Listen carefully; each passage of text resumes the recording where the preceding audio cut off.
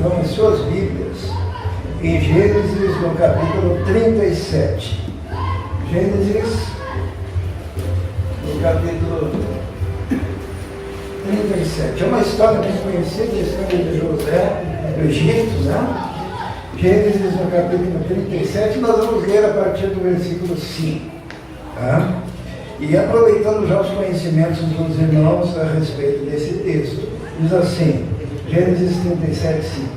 Certa vez José teve um sonho, e quando contou a seus irmãos, eles passaram a odiá-lo ainda mais. Ouçam o sonho que tive, disse-lhes. Estávamos amarrando os feixes de trigo no campo, quando o meu feixe se levantou e ficou em pé, e os seus feixes se ajuntaram ao redor do meu e se curvaram diante dele. Seus irmãos lhe disseram, então você vai reinar sobre nós? Quer dizer que você vai nos governar? E odiaram ainda mais por causa do sonho e do que tinha dito. Depois teve outro sonho, e o contou a seus irmãos, tive outro sonho, e desta vez o sol, a lua e 11 estrelas se curvaram diante de mim. Quando contou ao seu pai e aos seus irmãos, o pai o repreendeu e lhe disse, que sonho foi esse que você teve? Será que eu, sua mãe, seus irmãos, viremos a nos curvar até o chão diante de você? Assim seus irmãos tiveram ciúmes dele. O pai, no entanto, refletia naquilo. Vamos orar. Senhor, pedimos agora a tua bênção, a direção do teu Espírito, ó Deus, possamos ouvir tão somente a sua voz, em nome de Jesus. Amém. José ele tinha um apelido, né? O apelido dele era sonhador. Quando ele ia ver seus irmãos lá, que estavam cuidando das ovelhas, eles gritavam, daí o sonhador, né? E Deus havia dado para José um sonho. Deus tinha dado para ele um sonho. Deus tinha dado um sonho que estava relacionado ao propósito de Deus para a vida dele. E era uma providência de Deus também para salvar a vida dos irmãos. Na verdade, era uma providência de Deus para salvar o mundo. Dali algum tempo, dali mais ou menos uns 15 anos. Porque quando José teve a concretização desse sonho, ele estava com 30 anos. E quando ele teve esse sonho, ele tinha mais ou menos 17 anos. Então não foi tanto tempo assim, não. Porque com 30 anos ele já era governador do Egito. Foi pouco tempo. Mas aqui ele, com 17 anos, ele teve um sonho. Ele teve uma visão. Que sonho era esse? Era um sonho estranho, né? Os irmãos se dobrando, né? Vamos traduzir o sonho já.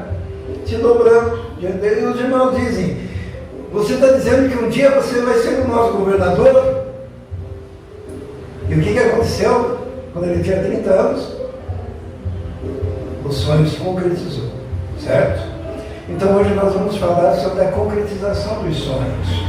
Recentemente nós falamos que na vida o que Deus nos dá passa por processos, né? Lembra da escada de Jacó, que nos ensina que Deus ele não prepara para a gente um elevador, né? Às vezes a gente quer um elevador, né? A gente vai na igreja e pensa assim, opa, é igreja elevador. Vai me dar a bênção instantaneamente. Né? Elevador é mais fácil. Quando Jacó teve um sonho, ele teve um sonho da escada e Deus lá em cima, né? E essa escada indicava processo. E é assim, bênção é processo. Né? Quando a gente diz que uma pessoa é abençoada, significa que a bênção ela chega no final do processo, né? É no final. Tem toda uma caminhada, são ciclos na vida que a gente passa. E quando Deus dá um sonho, por exemplo, o jovem, que ele quer ser o quê? Engenheiro, quer ser alguma coisa, ele não vai ser engenheiro.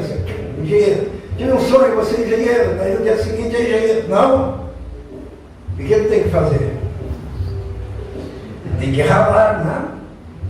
tem que passar por diversas fases. Infelizmente, a igreja moderna ela tem vendido a ideia de que igreja é elevador. Você aperta o botãozinho, já chegou na bênção, né? E ninguém quer passar por processo. E às vezes o processo ele é muito complicado. Será que foi fácil para José? Né? Então José ele teve que, para chegar à concretização e ser contemplado com a bênção, ele precisou passar por ciclos na vida dele, por períodos. E esses períodos são períodos diferentes, né, na vida. E existe um fato que é interessante, eu estava pensando sobre isso. Existem pessoas aprisionadas em ciclos, sabe? Existem pessoas que são congeladas e elas não conseguem, que nem dizem nos joguinhos, elas não conseguem passar de fase. Elas não conseguem. Elas ficam aprisionadas em determinados momentos desse ciclo e não conseguem atingir o propósito final, que é a bênção de Deus para aquela pessoa. Ficam presas. Então nós precisamos aprender que ciclos são esses e precisamos ultrapassar, evoluir, identificar esses ciclos para que nós recebamos então a bênção. Sabe maldição? O que é maldição? É falar, né, mal, não é isso? A maldição. E ela se concretiza não naquele momento que ela foi proferida, mas ela atinge, né, a bênção. A bênção também nos é dada e ela nos atinge na construção da nossa vida. Quando Deuteronômio lá fala sobre a bênção de Deus que viria como chuva. E como que seria isso? A chuva vindo, sabe aquela chuva, quando a gente vê que a chuva está chegando, a gente sai correndo e ela vem atrás da gente até que nos atinge. Assim a bênção de Deus, ela nos atinge. Mas nós não podemos ficar parados. Nós não podemos ficar parados no meio do processo. O que poderia ter acontecido com José. Mas José tinha uma característica. José, ele não encucava com nada. Tem algum texto na Bíblia de José reclamando? Tem algum? Não tem nenhum texto de José reclamando. Então ele vai passando pelos ciclos, olhando para o objetivo final. Deus tinha lhe dado um sonho, e se Deus tinha lhe dado um sonho, o sonho iria se realizar, independentemente das circunstâncias, daquele momento que ele estivesse vivendo, né? E nós encontramos então, nós vamos falar sobre isso, pessoas que ficam aprisionadas em determinados pontos, quando Deus lhe dá um sonho, quando Deus lhe dá uma visão, quando Deus lhe dá um ideal. E o primeiro lugar que José poderia ter ficado aprisionado é o aprisionamento da crítica inicial. Né? Porque olha bem, quando José conta o sonho, a primeira coisa que acontece é no versículo 5, vamos ver lá. Certa vez José teve um sonho e quando contou aos seus irmãos, eles passaram ao diálogo. Ainda mais. E daí diz assim: ouçam o sonho que tive. E daí eles disseram no versículo 8: você então vai reinar sobre nós. E passaram a odiá-lo ainda mais por causa do sonho. E quando o pai dele sabe do sonho, o pai dele o repreende e diz: que sonho foi esse que você teve? Está no versículo 10. Será que eu, a sua mãe, seus irmãos, iremos nos curvar? E ficaram com ciúmes. O que acontece muitas vezes e nos aprisiona é quando, ainda jovens, Deus nos dá um sonho. Deus nos dá um projeto de vida, né? Eu quero ser médico, eu quero ser músico, eu quero ser engenheiro, eu quero ser compositor, eu quero isso, né? E de repente nós encontramos pessoas que nos criticam, que tentam interromper o nosso sonho. Porque quanto maior o nosso ideal, maior a crítica que vem. Eu quero dizer uma coisa: quando o sonho é de Deus, todas as forças do inferno se levantam vai impedir que se concretize aquilo que Deus quer. Então, eu vou dizer uma coisa aqui, e nós precisamos entender isso, natural, tá? Que quando Deus lhe dá um grande sonho, venha também uma grande enxurrada de crítica, de oposição. Eu me lembro quando eu falei que queria ser pastor. Quando eu falei que queria ser pastor, eu tinha lá meus 18 anos, mais ou menos 19, não sei, não lembro mais. Fizeram até a reunião da igreja, como que eles iam me impedir? Tá?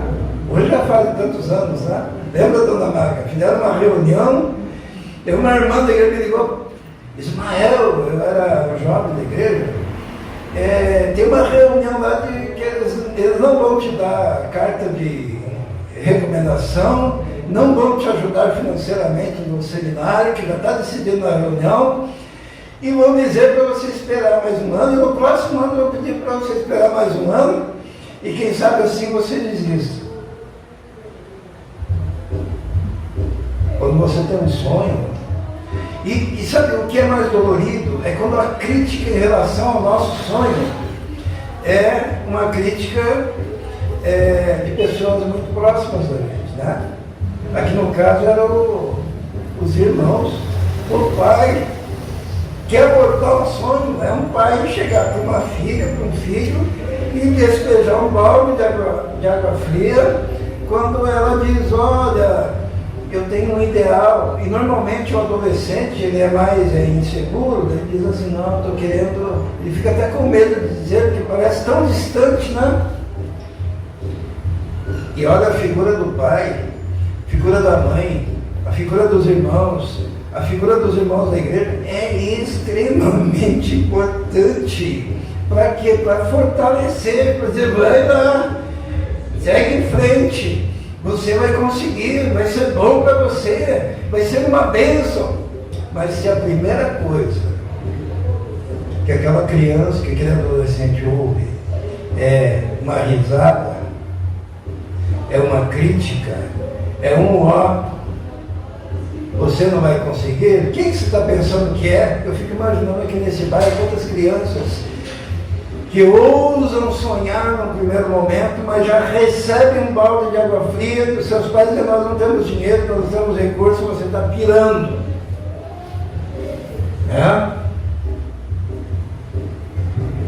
E José, a primeira crítica que ele ouviu, e ele poderia ficar bloqueado ali. Tem gente que fica bloqueado nesse ponto, que é congelado na história desse ponto. Tem gente que chega aos 60 anos e diz assim, olha, quando eu tinha 18 anos eu queria ser pastor. Poderia ser o meu caso, não é? Não é isso? Se ele tivesse conseguido tirar o meu sonho, se ele tivesse conseguido roubar o meu sonho, o meu projeto de vida, o meu chamado, hoje eu poderia estar congelado naquele tempo. E para cada pessoa que eu encontrasse, eu diria, sabe, quando eu era jovem eu tinha um sonho. Eu queria ter sido tal coisa. Mas José, ele não ficou preso. Porque às vezes a pessoa fica presa, fica aprisionada no ressentimento. Né? Aquilo fica machucando o coração. E a pessoa fica encucando naquilo. E fica, e aquilo vai criando máculas e marcas profundas interiores.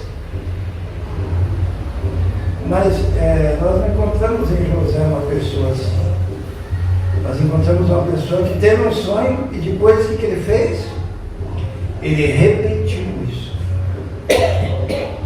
E era um sonho de Deus para a vida dele. Mas a segunda coisa que pode nos aprisionar, existe uma coisa que existem pessoas que são extremamente sensíveis, né? À crítica. José nos ensina que nós devemos ter assim defesas. Porque críticas negativas e críticas destrutivas virão. E a pessoa é extremamente sensível à crítica, ela se deixa abalar, ela se encolhe e ela para de fazer. José não era assim, tá? Agora, a segunda coisa em José é que ele poderia também ficar aprisionado no segundo acontecimento aqui. Porque como eles não conseguiram anular o sonho de José, eles resolveram o quê? Resolveram se livrar do próprio José. Se eu não consigo acabar com o sonho dele, eu acabo com a vida dele, né? Ele quer ser governador, então eu vou fazer dele um escravo. Então, estão percebendo o negócio, como é que é? Ele quer ser grande. Todos os nossos esforços serão para que ele fique pequeno. Tá? E diz a palavra de Deus, no versículo 23, diz assim, ó. Chegando José, seus irmãos arrancaram a túnica longa, agarraram-no e o jogaram no poço que estava vazio e sem água. Aí no versículo 28 diz assim, seus irmãos o tiraram do poço e o venderam por 20 peças de prata aos ismaelitas. E nesse meio tempo, no versículo 36, no Egito, os midianitas venderam José a Potifar, oficial do faraó, capitão da guarda. Isto é, se eu não consigo acabar com o seu sonho, se eu não consigo acabar com o seu projeto de vida, eu vou acabar com você. E nós precisamos tomar cuidado com isso. Mas José, ele poderia ter ficado lá dentro daquele poço, congelado, aprisionado também nessa fase. Lembra que eu falei dos ciclos? O primeiro ciclo é o ciclo da crítica. Agora ele está no segundo ciclo, que é o da decepção. Decepção com os irmãos. Já pensou teu irmão te vender? Já pensou teu irmão te vender como escravo? E você pode passar a vida inteira só pensando, olha, eu fui traído, e pior, foi por alguém da minha família, e me lamuriando. Tem gente que está com 60 anos, 80 anos, 90 anos, sei lá, ainda lembra do dia em que alguém, né? Tem gente que está andando por aí pelos botecos, bebendo, que um dia ele foi traído, ou pela mulher, ou por um parente, ou por um filho, e a vida dessa pessoa fica bloqueada ali, e ela não consegue seguir adiante, porque ela está congelada no tempo. Ela é aquele indivíduo que a folhinha lá sabe essas folhinhas que a gente ganha aí na farmácia, no mercado, está sempre na mesma data, a data em que ela foi traída, né? E aquilo está na memória dela, e vai ruminando aquilo, ruminando aquilo, e ruminando, e passa a vida toda na expectativa de que algo que nunca vai acontecer, aconteça. Porque se você não sai dessa fase, você está aprisionado nessa fase. E Deus é aquele que diz assim, olha, eu te dou um sonho, creia que você vai realizar esse sonho pelo meu poder. E tudo que acontecer na sua vida é providência de Deus para te preparar para a realização desse sonho. Quando ele foi vendido não para qualquer um. Ele foi vendido, está no versículo 36, os midianitas venderam José a Potifar, oficial do faraó. Qual que era o sonho? O sonho era ser governador. O sonho, e que coisa melhor do que ser governador da maior potência mundial da época, que era o Egito, né? Mas para ele ser governador do Egito, ele teria que ir para o Egito. É aí que está, a gente sempre quer ir de primeira classe, né? Não é isso? A gente quer pegar o avião, né? Como é que é? Ó, quem gosta de avião é Emílio, né? Pegar lá e na classe, como é que é a classe melhor? A VIP, né? E chegar lá. Não, Deus disse, olha, eu preciso levar esse indivíduo lá para o Egito. Como é que ele vai? Ele vai já sendo preparado para ser humilde, preparado a vencer as adversidades, ele vai sendo preparado para enfrentar as crises.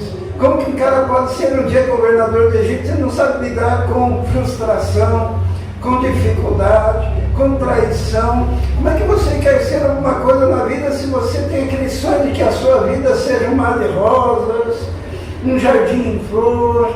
A minha vida é cheia de paz, eu nunca tive frustração, nunca recebi um não na minha vida, minha mãe e meu pai me tratavam como um bebê e hoje eu estou com 40 anos e ainda sou tratado como um bebê, glória a Deus.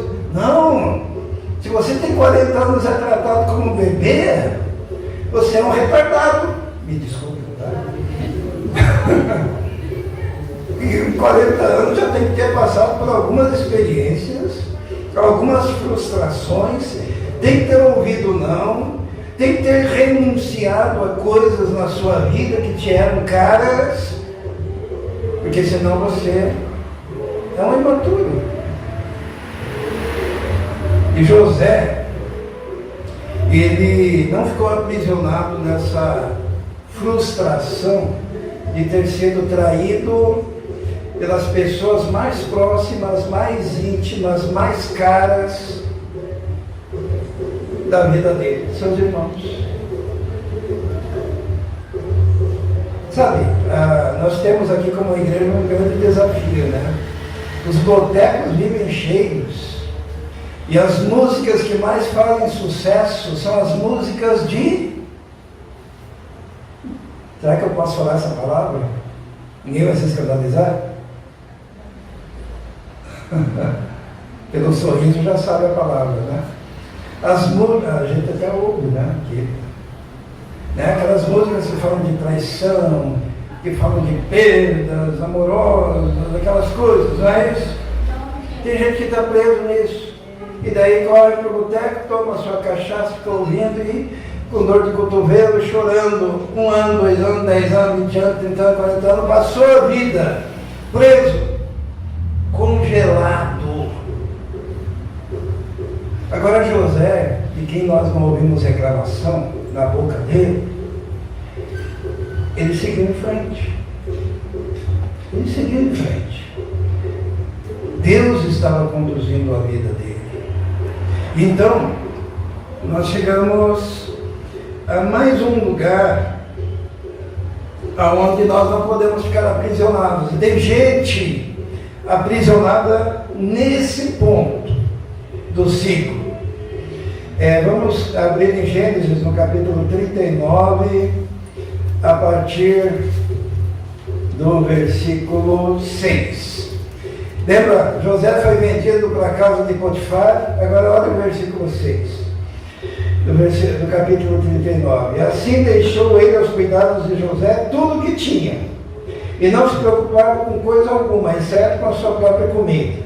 José era atraente e de boa aparência. E depois de certo tempo, a mulher do seu senhor começou a cobiçá-lo e o convidou: venha, deite-se comigo.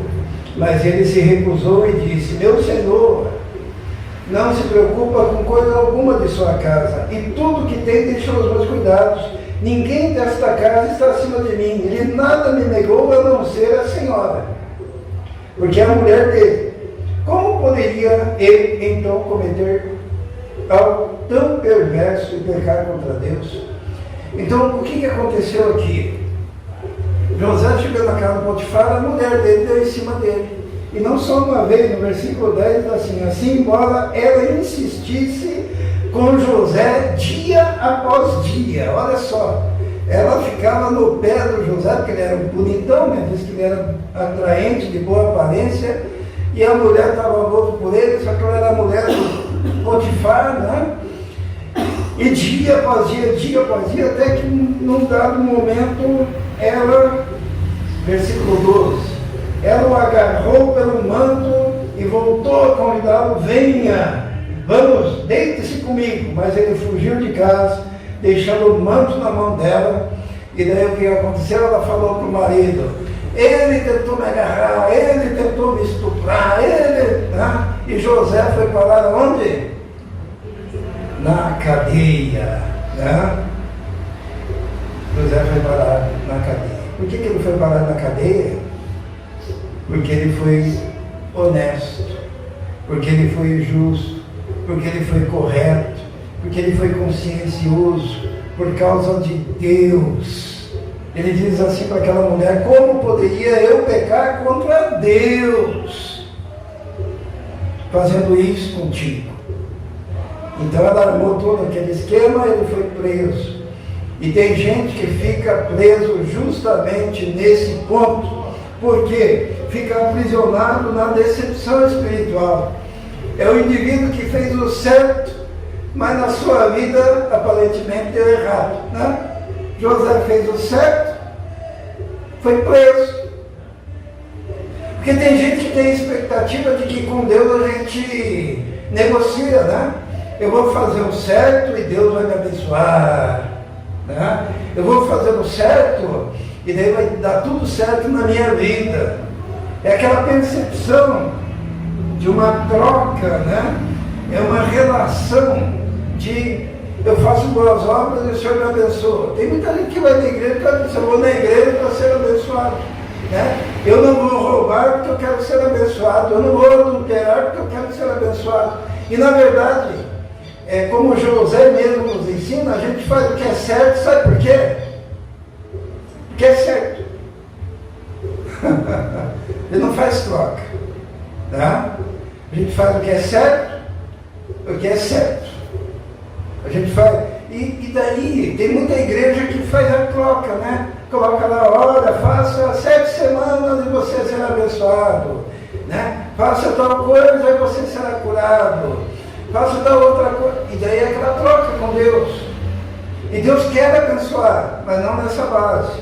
E Deus estava abençoando José, mesmo em meio a essa provação, porque Deus o estava preparando para algo maior. E o grande problema é que às vezes a gente fica aprisionado numa decepção espiritual. A gente tem os desigrejados, que são aqueles que um dia se decepcionaram com a igreja, porque a igreja prometeu tal coisa e não aconteceu.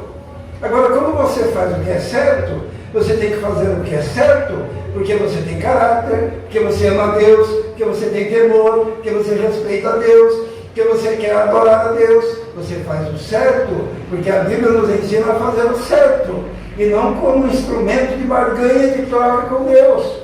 Deus abençoa. Em nenhum momento Deus deixou de abençoar nesse processo José. E José não ficou preso, ele poderia ficar lá. Poxa, eu devia ter dormido com ela, né? Eu não dormi com ela e agora onde que eu estou aqui nessa cadeia, estou aqui preso, né? Eu poderia ser o amante dela, estaria lá no palácio. Poderia pensar. Mas ele não fez o que era correto como barganha, nem ficou aprisionado numa decepção espiritual. Porque a maioria das pessoas que estão decepcionadas com Deus estão decepcionadas pelas falsas expectativas que alimentam o seu coração,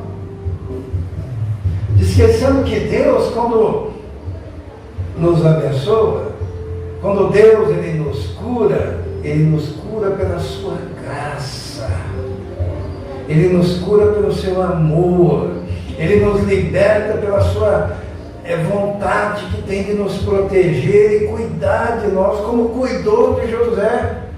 E José ele foi preso. Só que tem uma coisa, Deus estava preparando ele para ser o quê? Governador, né? Ele vai preso. O que acontece na cadeia? Ele vira o governador da cadeia. O carcereiro gosta tanto dele, que trata ele com bondade e coloca ele para administrar a cadeia.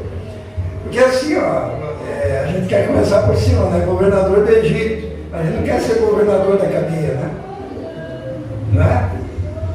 Eu quero ser, né? Só que se você não for governador da cadeia, você não vai ser governador sabe governar nenhuma cadeia. Às vezes eu fico vendo a história da Fernanda, né? Por que ela passou por um lugar ali difícil, né? Mas ela passou por ali, ela consegue ficar lá no outro melhor. Agora imagine ela na primeira adversidade, chuta o balde e vai para casa chorar, né? Aos pés da mamãe. Deus olha assim, não está preparado para coisas maiores, tá? E a pessoa, tem muita gente, e como igreja nós precisamos trabalhar, os desigrejados por aí, decepcionados com a igreja, decepcionados com aquelas faixas, prometendo coisas que Deus nunca prometeu, não daquela forma. E a gente tem que chegar, olha, você tem que amar a Deus por amar a Deus, porque Deus é Deus, só por isso. Você tem que servir a Deus porque Deus é Deus. Tem que ir para a igreja para adorar a Deus, para entregar a Deus a sua adoração, não para receber. A gente vem para dar. Tá? Porque o que acontece? Jesus uma vez ele contou lá no capítulo 11 de Mateus, ele diz assim, a que assemelharei essa geração? Ele diz, porque daí ele dá um raio-x da geração na qual ele vivia, que é igual a nós. Ele diz assim, essa geração é semelhante a crianças na praça, e que a gente toca flauta e eles não dançam. E a gente faz lamentações e eles não choram. Sabe? Toca flauta, não dança. Faz poemas tristes e eles não choram. Então é uma geração indiferente. Tanto a dança quanto ao choro. Tem gente que vai na igreja e diz, olha, o pastor está dizendo que é para dançar, né? Esses dias os caras escandalizados no retiro que me colocaram para dançar, né? E daí, como era um retiro jovem, lá disseram, vem pastor. Eu fui. Alguém pode, mas assim, se é para adorar a Deus, e Deus manda tocar flauta e dançar, você tem que reclamar, porque é para Deus que você vai fazer, não é para você, não, né? Eu não gosto disso. Você não está na igreja para gostar, deixar de gostar. Você está na igreja para quê? Para fazer o que Deus manda. Se no culto é hora de chorar, chore. Se no culto é hora de dançar, dance. Se no culto é hora de se ajoelhar, se ajoelhe. Se é hora de ficar em pé, fique em pé. Por quê? Porque não é para você. Quem que tem que gostar, afinal de contas? E Jesus ele fala assim, poxa, esse pessoal, essa geração, a gente toca para eles dançar e não dançam. A gente faz poemas de choro e eles não choram. É uma indiferença. E aí que está, muitas vezes as pessoas decepcionadas com a igreja, porque não são, a igreja não é do jeito que eles querem que seja. Mas a igreja tem que ser do jeito que a Bíblia diz que tem que ser. E para agradar quem? Para agradar a Deus. Tá? Houve até uma época que o pastor não ficava assim de frente, né? Como é que era, lembra? Era assim, era a congregação, o dirigente ficava de costas. Sabe por quê? Na simbologia de que todos aqui estão olhando para Deus. Servir a Deus. Não tinha palco. Hoje em dia tem palco para agradar todo mundo, né? Luzes, fumaça. Igreja é para agradar a Deus. Culto é para agradar a Deus. José fez o que era certo, para quê? Para agradar a Deus. E não ficou aprisionado, desigrejado, porque se decepcionou,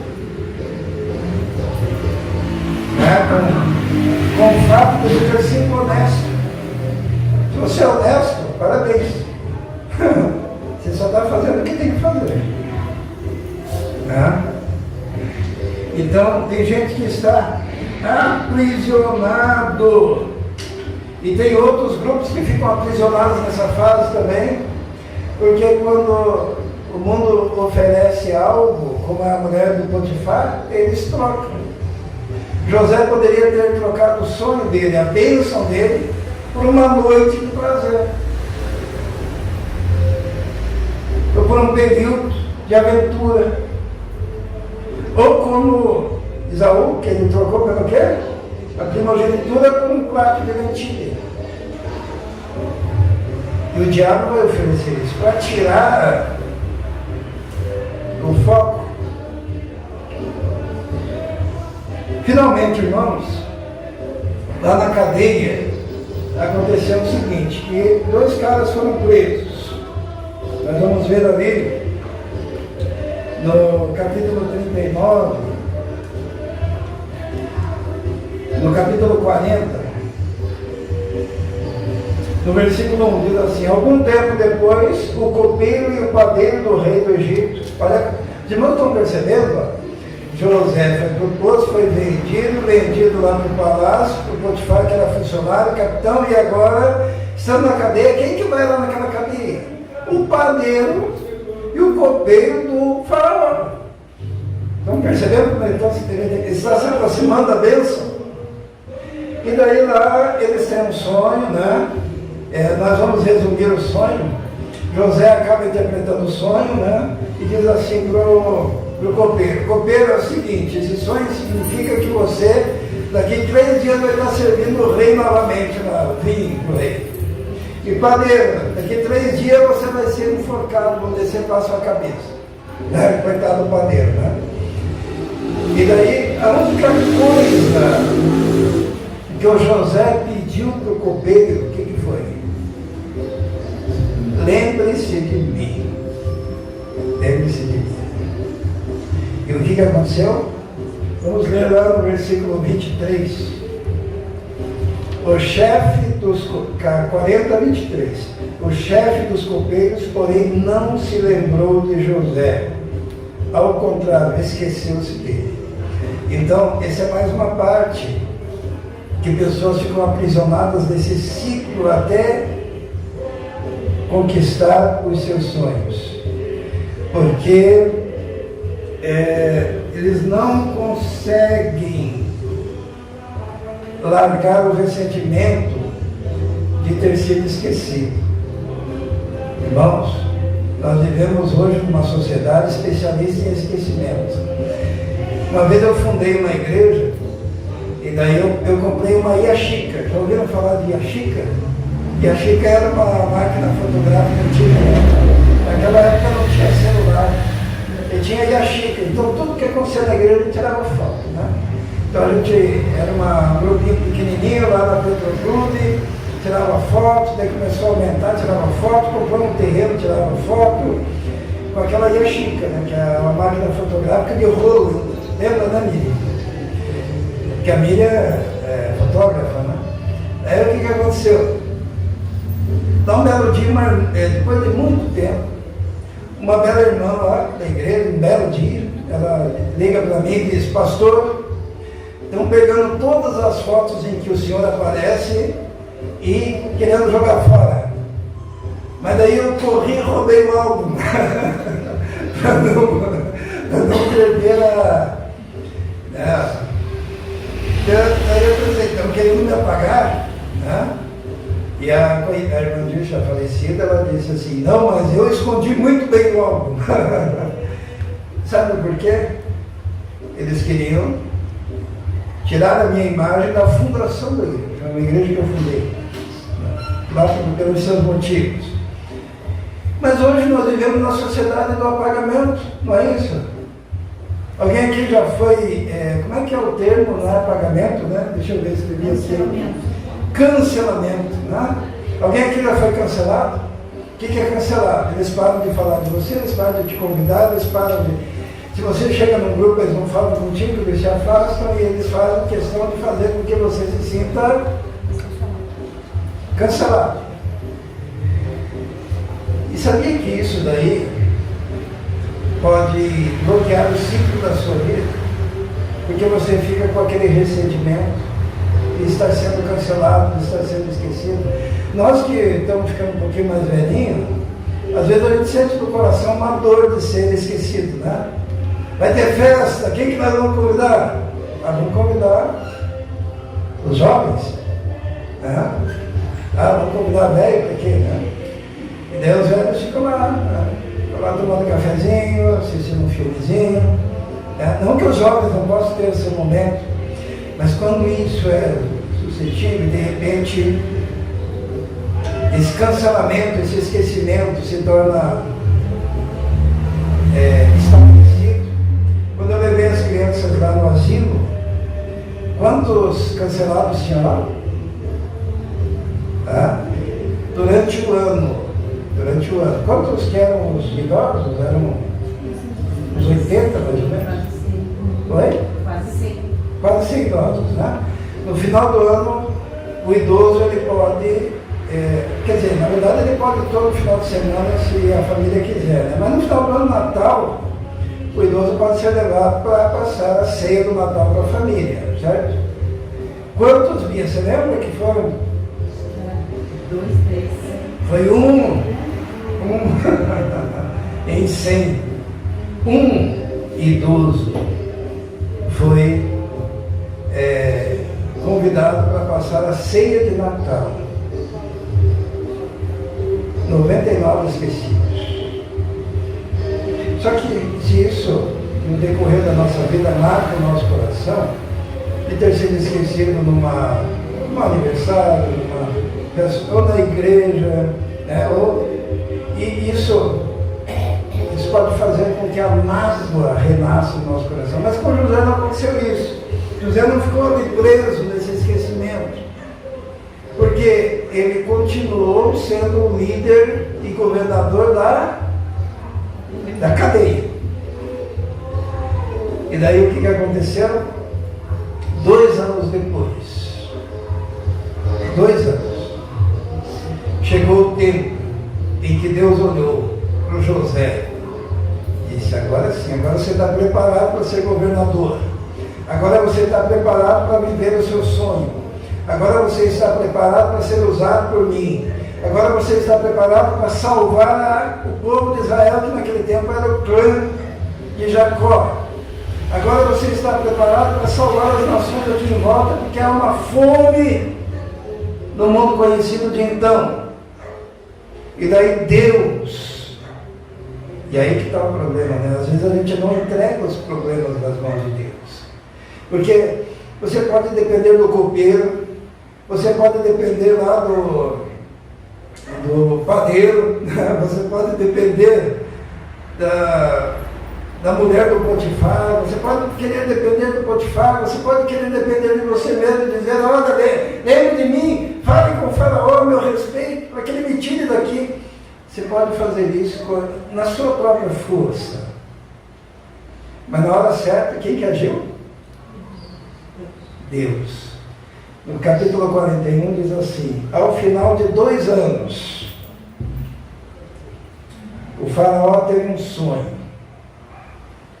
Ele estava em pé junto ao rio Nilo. E daí tem aquele sonho das vacas gordas e magras que os irmãos conhecem. Daí o copeiro disse: olha, eu cometi um erro. Está lá no versículo 9, né? Então o chefe dos copeiros disse ao faraó: hoje me lembro de minhas falhas. Ele não falou, né, do José. Daí ele fala de José.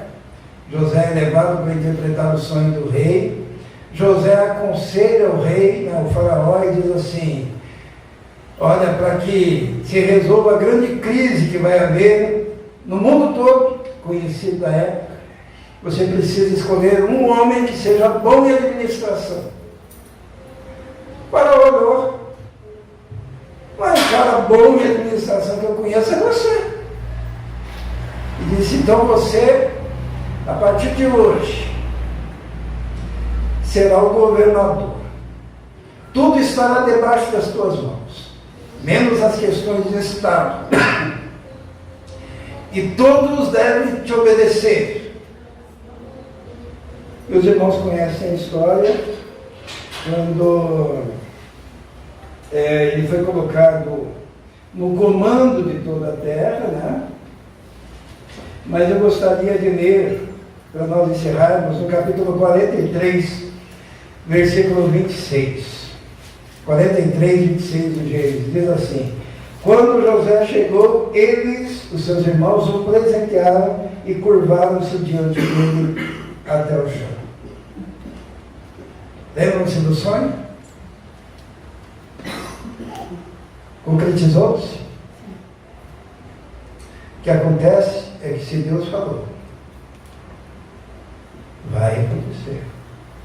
Só que o processo às vezes é longo para chegar à bênção. Às vezes é dolorido. E existe um problema que é isso que eu quero que o irmão e a irmã grave hoje.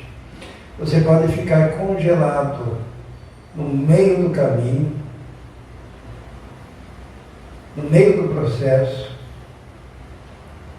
por causa de ressentimento, porque não consegue virar a página, porque a data que você foi traído fica na folhinha, você nunca consegue arrancar aquela folhinha, rasgar, jogar fora e deixar o tempo passar, você fica aprisionado no tempo, seu coração fica maculado por aqueles momentos em que você foi esquecido, aqueles momentos em que você se decepcionou com o espiritual, aqueles momentos em que você se decepcionou com pessoas próximas. E o que nós aprendemos aqui, vire a página. Vire a página. Deus tem uma bênção. Deus tem um milagre. Deus tem uma operação na sua vida, uma operação transformadora, uma ação. E o que você tem que fazer? Veja se você está congelado em alguma circunstância, nesse processo, vira a página. Siga adiante. Prossiga para o alvo. Que alguém te fez mal, né? Imagine se José, durante todo aquele período, tivesse passado xingando os irmãos que haviam vendido ele. Quando os irmãos chegassem lá e ele tivesse a oportunidade, sendo governador, ele já mandava matar. Se bem que ele nem teria chegado lá, sabia? Enquanto ele não tivesse resolvido aquela questão, ele ficava bloqueado ali. Mas ele sabia virar a página e seguir em frente, sem ficar preso a nenhuma circunstância impeditiva da sua vida. Sabe, existem situações na vida da gente que nós precisamos virar a página e colocar nas mãos de Deus para que Deus resolva. Eu não esqueço o caso de Moisés, né? Moisés, quando nasceu, havia um decreto de que as criancinhas deviam ser jogadas no Rio Nilo, para serem comidas pelos crocodilos. Quando ele nasceu, a mãe dele conseguiu segurar as pontas por quanto tempo? 3 meses. Bom, as irmãs que já tiveram filho, é fácil fazer parar de chorar a criança de 0 a 3 meses, né? E às vezes diziam os fofoqueiros que ela tem uma criança chorando lá. Daí os guardas lá, se encontrassem um menino, morria todo mundo, família toda, não era só a criança. Entende? E aquela mulher já estava numa situação insustentável. E ela chegou num ponto que ela teve que fazer o quê? Entregar nas mãos de Deus. Ela pegou, fez o que podia, um cestinho, né? E colocou lá junco, algumas coisas, para que ele não afundasse no rio. E colocou no rio, na dependência, na esperança de que aquele que podia agir, agiria. E sabe, na vida da gente passa pelos ciclos da vida. E chega um momento na vida em que a gente tem que dizer, olha Senhor, agora é contigo. Daí Deus dá um sonho para o faraó. Daí Deus levanta a filha do faraó, no caso de Moisés, né? que naquele mesmo horário, naquele mesmo lugar, ela resolveu passear e por acaso, será? Tinha um bebê ali. E ela ouviu a criança chorar e ficou apaixonada pela criança. Quem se apaixona por criança que está chorando, berrando? Né? Hã? Normalmente a gente quer distância. Mas Deus estava no negócio. Deus tocou o coração daquela mulher, ela olhou, se apaixonou por aquele menino bonito. Tudo porque a mãe de Moisés resolveu confiar e entregou. Então, no final das contas, é a intervenção de Deus que vai fazer toda a diferença. Você tem que passar pelos ciclos e naquele momento certo, continuar entregando ao Senhor e dizendo, faça o Senhor. Porque se eu colocar a mão, eu estrago. Faça o Senhor e Ele agirá. Vamos orar. Senhor, obrigado pela Tua palavra. Nós não sabemos, ó Deus, o motivo dessa palavra, mas nós sabemos que o Senhor é quem planeja tudo. Pedimos a Deus que essa palavra seja aplicada em cada um individualmente, conforme a necessidade de cada um. E que o Teu Espírito, ó Deus, esteja operando, martelando essa palavra e nos dando indicativo de como agirmos diante dela. Em nome de Jesus. Amém.